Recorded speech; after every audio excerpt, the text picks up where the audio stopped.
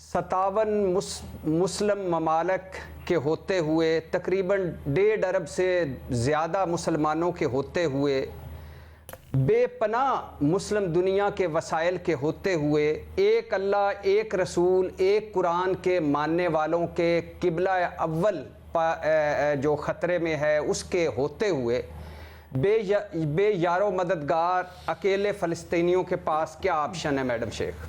फ़लस्तीनी भाई मुस्लिम ममालिक की तरफ देख रहे हैं कि मुस्लिम ममालिक इस जुल्म के आगे मुत्तहिद नहीं है। ज़रूरत अमली इक़दामात की है और काम सिर्फ मज़म्मती बयानात से चलाया जा रहा है। अमली इक़दामात की बजाय मज़म्मती बयानात से काम चलाया जा रहा है। कहा जाता है कि रात जितनी भी तवील हो सुबह तुलू होकर रहती है, लेकिन कश्मीरियों की अंधेरी रात सुबह होने को नहीं आ रही है। 74 साल होने को हैं, जुल्म जबर के नए सियारे बने, बर्बरियत की नई दास्तानें रकम हुई, शहदा के कब्रिस्तान आबाद हुए। कोई दिन नहीं जाता कि जब कश्मीरी अपने प्यारों की लाशें न उठाते हों। जहाँ जानवरों के इतने हकूक हैं कि इंसान दंग रह जाए, वहाँ मैडम शेख मकबूजा कश्मीर में एक नस्ल कत्ल कर दी जाए, फ़लस्तीन में 3 नस्लें सूली पर चढ़ा दी जाएं, बर्मा या भारत में हज़ारों मुसलमान मतलब इंसान ज़बह कर दिए जाएं, तमाम तरक्की याफ्ता, तमाम मुहज़्ज़ब मुल्क, तमाम के तमाम अखलाकियात वाले खामोश चुप। दुनिया के किसी खित्ते के इंसानों का खून शायद इतना अर्जा नहीं हुआ होगा जितना कश्मीरियों का समझा गया है। गुजरात का कसाई दरिंदा मूदी कश्मीरी मुसलमानों के लिए दोहरी आजमाइश बनकर आया है कि मुझे नहीं मालूम कि इस्लाम तलवार से फैला या इखलाक से, मगर मैं इस बात को बाखूबी जानता हूँ कि इस्लाम की हिफाजत के लिए तलवार की ज़रूरत पड़ती है। इस्लाम की हिफाजत के लिए तलवार की ज़रूरत पड़ती है और आज भी सूरत हाल आपके सामने कुछ ऐसी है। ये मुनाफिकत की इंतहा नहीं है तो फिर और क्या है कि इंसानी हुकूक का राग अलापने वाला दुनिया का सबसे बड़ा जमहूरी मुल्क इजराइल जैसी खूनख्वार रियासत के आगे एक भीगी बिल्ली के सिवा कुछ नहीं है। जो बाइडन ने कल एक बार फिर जारहाना हमलों का इजराइल का दिफाई हक करार दिया इसको। दोस्तों, जब हमास ने कायराना तरीके से, एक तरीके से आप कह सकते हो धोखे से इजराइल के ऊपर अटैक करके मासूम लोगों का जान लिया, तब पाकिस्तान समेत भारत में जितने जिहादी है या फिर पूरी दुनिया में जितने जिहादी माइंडसेट वाले लोग हैं वो देखो खुशी मना रहे थे, देखो इजराइल के ऊपर इतना बड़ा अटैक हो गया, पैलेस्टीन ने, हमास ने बदला ले लिया। लेकिन बाद में जब इजराइल ने चुन चुन कर उन आतंकवादियों को मारना शुरू किया तो फिर उनका रोना धोना विक्टिम कार्ड खेलना शुरू हो गया। देखो इजराइल कितना अत्याचार कर रहा है, लोगों को मार रहा है, बम मार के पूरे बिल्डिंग उड़ा दे रहा है, पूरी दुनिया क्यों खामोश है? सबसे ज़्यादा इनका रोना धोना इस बात पर निकल रहा है कि दुनिया में 57 मुस्लिम कंट्री है, वो क्यों चुप है? क्यों कोई इजराइल के ऊपर खुलकर बात नहीं कर रहा है? अमेरिका क्यों चुप है और अमेरिका क्यों हमेशा इजराइल और भारत के साथ देता है जब वो मुद्दा कश्मीर और पैलेस्टीन के ऊपर आता है? देखिए, इसी रोना धोना तो हमें बहुत पसंद है पाकिस्तान मीडिया का देखना।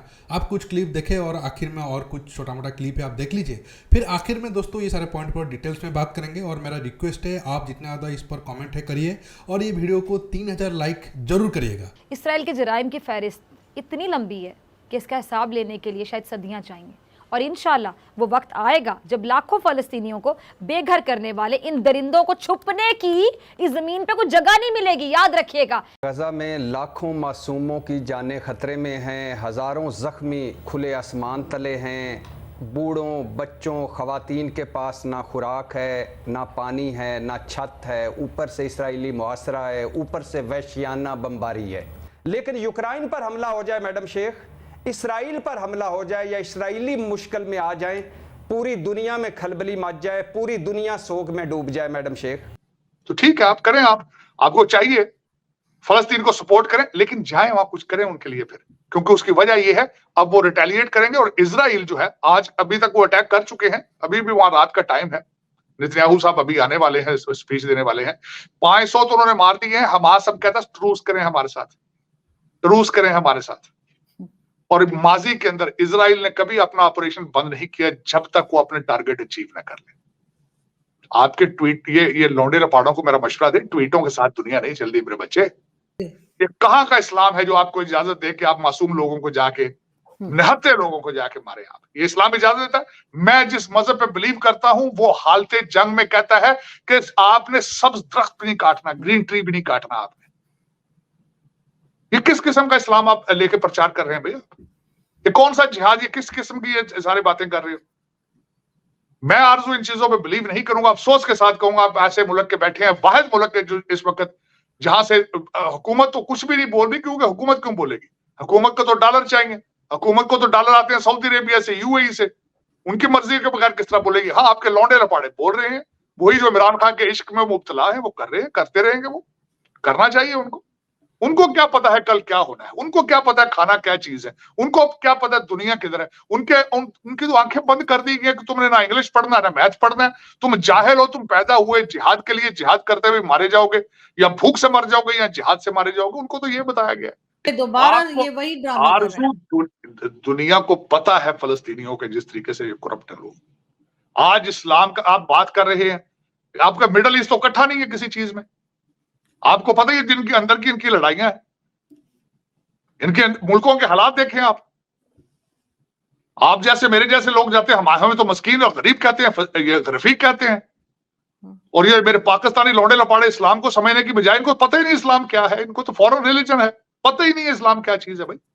और पहले इस्लाम के फंडामेंटल सीखो यार, खुदा का नाम है, फिलॉसफी देखो इस्लाम क्या है। और दूसरा सबसे बड़ी बात यह है कि दुनिया का हर मजहब एक प्यार का प्रचार कर रहा है। अगर प्यार करने की सलाहियत नहीं रखते हो तो ये मजहब के काम में ना जाया करो। आरजू सबसे बड़ी एक और आज मेरा बिलीफ है, मैं पहले पैदा इंसान हुआ था, उसके बाद मुझे मजहब और नाम दिया गया है। अगर मुझे इंसानियत का कोई शर्म लिहाज नहीं है तो forget about it, whatever you are, you Christian, Jew, whatever, Hindu, Muslim और सिख, जो कुछ भी हो, मेरी नजर में आप जीरो हो रिगार्डलेस। लेकिन आरजू मैं इस पे आज अपना खास कर ये मैं बताना चाह रहा था, इसमें यकीन कीजिए, मैं आज मेरी बात आप रिकॉर्ड पे ये कर लें, इसमें आज जिस तरह भी इन्होंने किया है इसमें नुकसान मुसलमानों को ही होगा, क्योंकि ये ना तैयार है, ना एजुकेशन वाइज, ना टेक्नोलॉजी वाइज, ना अकल वाइज, किसी चीज में भी तैयार नहीं है। और ये मरवाएंगे अब इसको, इनका कारोबार है भाई, हमास का तो कारोबार है। मारे इसमें कौन जाएंगे? इनोसेंट बच्चे मारे जाएंगे। सर ये तो टेररिस्ट ऑर्गेनाइजेशन है हमास, तो कई लोगों का कहना है। नहीं यार, तुम दोस्तों अब आप न्यूज़ तो सुना होगा कैसे हमास के आतंकवादी निहत्थे लोगों को तड़पा कर मारा है। आप सोच सकते हो ये किस तरीके के दरिंदे हैं जो छोटे बच्चों का भी गला काट दिए। मतलब बहुत सारा वीडियो और फुटेज देखने के बाद तो मेरा एक तरीके से कह सकते हो बहुत बुरा लगा। हालांकि शेयर तो हम इस बात पर नहीं कर सकते हैं। बाप मतलब जो पेरेंट्स थे उनके सामने उनको बच्चों को पहले जलाया गया, उनका गला काट कर मारा गया, फिर उनके पेरेंट्स को मारा गया। एक औरत प्रेग्नेंट थी, उसका पेट काट कर उसका बच्चे को निकाला गया और उसे मारा गया, फिर उस औरत को मारा गया। ऐसे बहुत सारा इंसिडेंट आपको मिल जाएगा नेट में। और सबसे बड़ी बात है कि ये भारत के लिए नया नहीं है, ये हमारे साथ पिछले हजारों सालों से हो रहा है। रिसेंटली हमारे कश्मीर पंडितों के साथ ही ऐसा ही हुआ है। लेकिन फिर भी हमारे देश में ऐसे लोग हैं जो आज जिहादियों को सपोर्ट कर रहा है। और अफसोस ये बात है कि इंडियन गवर्नमेंट भी उतना ज़्यादा स्ट्रांग है नहीं। फ्रीडम ऑफ स्पीच के नाम से कोई कुछ भी बोल रहा है और कोई किसी को भी सपोर्ट कर रहा है। उम्मीद है हमारे जो सो कॉल्ड पॉलिटिशियन हैं जो खुद को बहुत बड़े राष्ट्रवादी मानते हैं, मैं ये क्रिटिसाइज करके बोल रहा हूँ, हालांकि कुछ दोस्त बुरा मान सकते हैं, लेकिन मेरे लिए मेरे देश और धर्म सबसे पहले, कोई पॉलिटिकल पार्टी नहीं है, वो कुछ इजराइल से सीखे और स्ट्रांग स्टेप ले। नहीं तो आगे आने वाले टाइम में भारत में भी ऐसा हो सकता है। छोटा सा ट्रेलर आपको नुपुर शर्मा जी के टॉपिक पर देखने को मिल गया होगा, क्योंकि वो चाहे जब भी चाहे किसी धर्म का मजाक उड़ा दे, अगर आप उनको रिप्लाई दोगे तो फिर वो आपके पीछे पड़ जाएंगे। उम्मीद है हमारी सरकार ये सारी चीज़ों को देख रहा होगा और दुनिया में कैसे हालात बदल रहा है उसे सीख रहा होगा।